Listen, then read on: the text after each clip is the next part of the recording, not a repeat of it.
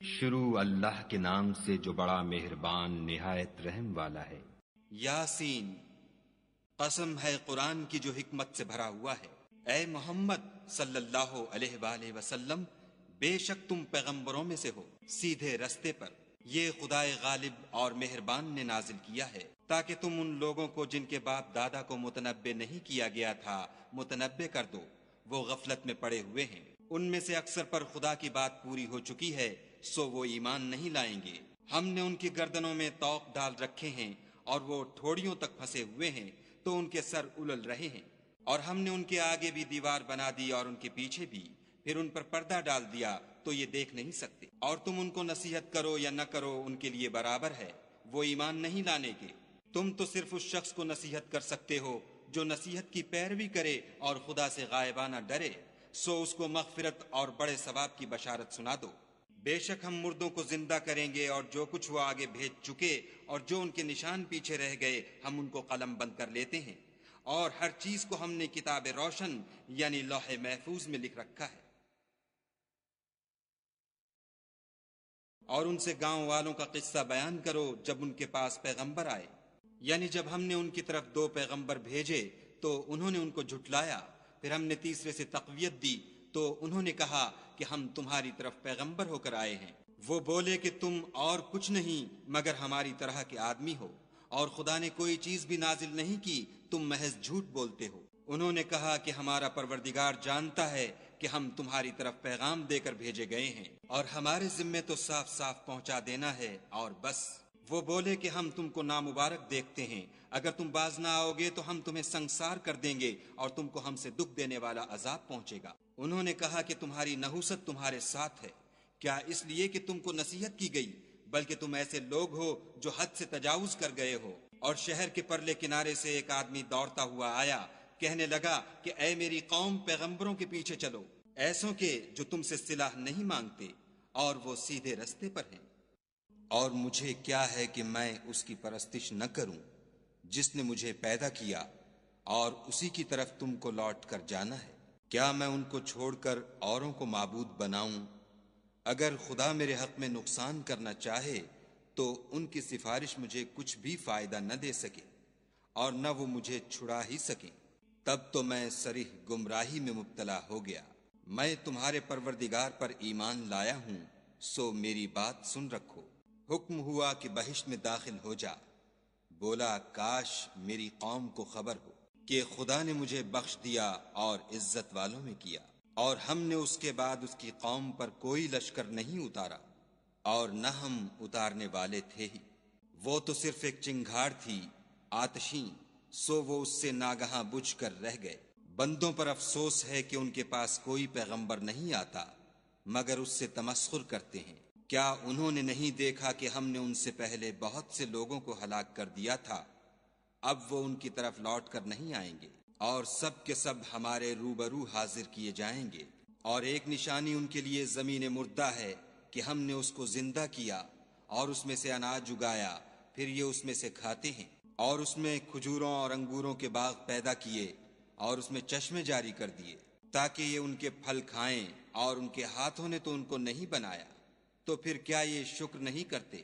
وہ خدا پاک ہے جس نے زمین کی نباتات کے اور خود ان کے اور جن چیزوں کی ان کو خبر نہیں سب کے جوڑے بنائے۔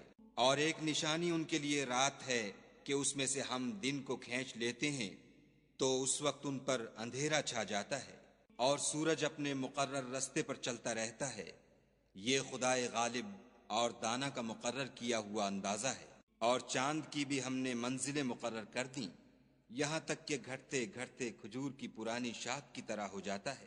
نہ تو سورج ہی سے ہو سکتا ہے کہ چاند کو جا پکڑے، اور نہ رات ہی دن سے پہلے آ سکتی ہے، اور سب اپنے اپنے دائرے میں تیر رہے ہیں۔ اور ایک نشانی ان کے لیے یہ ہے کہ ہم نے ان کی اولاد کو بھری ہوئی کشتی میں سوار کیا، اور ان کے لیے ویسی ہی اور چیزیں پیدا کیں جن پر وہ سوار ہوتے ہیں، اور اگر ہم چاہیں تو ان کو غرق کر دیں، پھر نہ تو ان کا کوئی فریاد رس ہو اور نہ ان کو رہائی ملے، مگر یہ ہماری رحمت اور ایک مدت تک کے فائدے ہیں۔ اور جب ان سے کہا جاتا ہے کہ جو تمہارے آگے اور جو تمہارے پیچھے ہے اس سے ڈرو تاکہ تم پر رحم کیا جائے، اور ان کے پاس ان کے پروردگار کی طرف سے کوئی نشانی نہیں آئی مگر اس سے منہ پھیر لیتے ہیں۔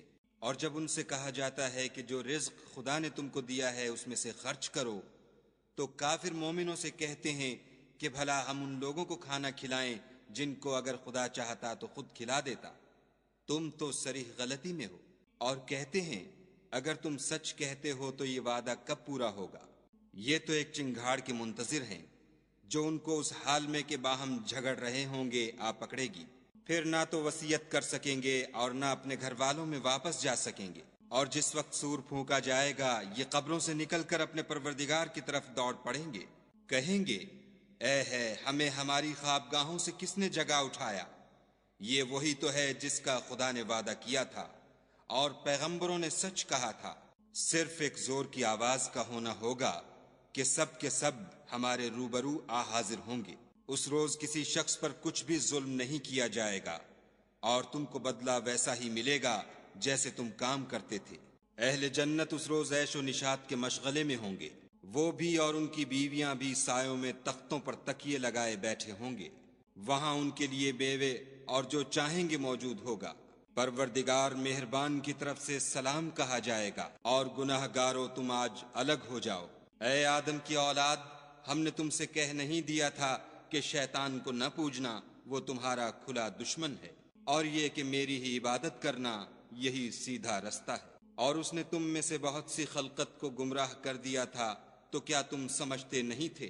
یہی وہ جہنم ہے جس کی تمہیں خبر دی جاتی تھی۔ سو جو تم کفر کرتے رہے ہو اس کے بدلے آج اس میں داخل ہو جاؤ۔ آج ہم ان کے منہوں پر مہر لگا دیں گے اور جو کچھ یہ کرتے رہے تھے ان کے ہاتھ ہم سے بیان کر دیں گے اور ان کے پاؤں اس کی گواہی دیں گے۔ اور اگر ہم چاہیں تو ان کی آنکھوں کو مٹا کر اندھا کر دیں، پھر یہ رستے کو دوڑیں تو کہاں دیکھ سکیں گے؟ اور اگر ہم چاہیں تو ان کی جگہ پر ان کی صورتیں بدل دیں، پھر وہاں سے نہ آگے جا سکیں اور نہ پیچھے لوٹ سکیں۔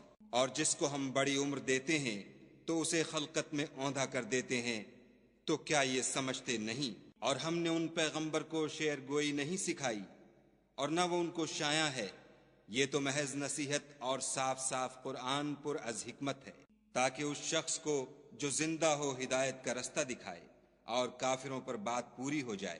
کیا انہوں نے نہیں دیکھا کہ جو چیزیں ہم نے اپنے ہاتھوں سے بنائیں ان میں سے ہم نے ان کے لیے چار پائے پیدا کر دیے اور یہ ان کے مالک ہیں، اور ان کو ان کے قابو میں کر دیا تو کوئی تو ان میں سے ان کی سواری ہے اور کسی کو یہ کھاتے ہیں، اور ان میں ان کے لیے اور فائدے اور پینے کی چیزیں ہیں، تو کیا یہ شکر نہیں کرتے؟ اور انہوں نے خدا کے سوا اور معبود بنا لیے ہیں کہ شاید ان سے ان کو مدد پہنچے، مگر وہ ان کی مدد کی ہرگز طاقت نہیں رکھتے، اور وہ ان کی فوج ہو کر حاضر کیے جائیں گے۔ تو ان کی باتیں تمہیں غمناک نہ کر دیں، یہ جو کچھ چھپاتے اور جو کچھ ظاہر کرتے ہیں ہمیں سب معلوم ہے۔ کیا انسان نے نہیں دیکھا کہ ہم نے اس کو نطفے سے پیدا کیا، پھر وہ تڑاک پڑاک جھگڑنے لگا اور ہمارے بارے میں مثالیں بیان کرنے لگا اور اپنی پیدائش کو بھول گیا، کہنے لگا کہ جب ہڈیاں بوسیدہ ہو جائیں گی تو ان کو کون زندہ کرے گا؟ کہہ دو کہ ان کو وہ زندہ کرے گا جس نے ان کو پہلی بار پیدا کیا تھا، اور وہ سب قسم کا پیدا کرنا جانتا ہے۔ وہی جس نے تمہارے لیے سبز درخت سے آگ پیدا کی، پھر تم اس کی ٹہنیوں کو رگڑ کر ان سے آگ نکالتے ہو۔ بھلا جس نے آسمانوں اور زمین کو پیدا کیا، کیا وہ اس بات پر قادر نہیں کہ ان کو پھر ویسے ہی پیدا کر دے؟ کیوں نہیں؟ اور وہ تو بڑا پیدا کرنے والا اور علم والا ہے۔ اس کی شان یہ ہے کہ جب وہ کسی چیز کا ارادہ کرتا ہے تو اس سے فرما دیتا ہے کہ ہو جا، تو وہ ہو جاتی ہے۔ وہ ذات پاک ہے جس کے ہاتھ میں ہر چیز کی بات چاہت ہے، اور اسی کی طرف تم کو لوٹ کر جانا ہے۔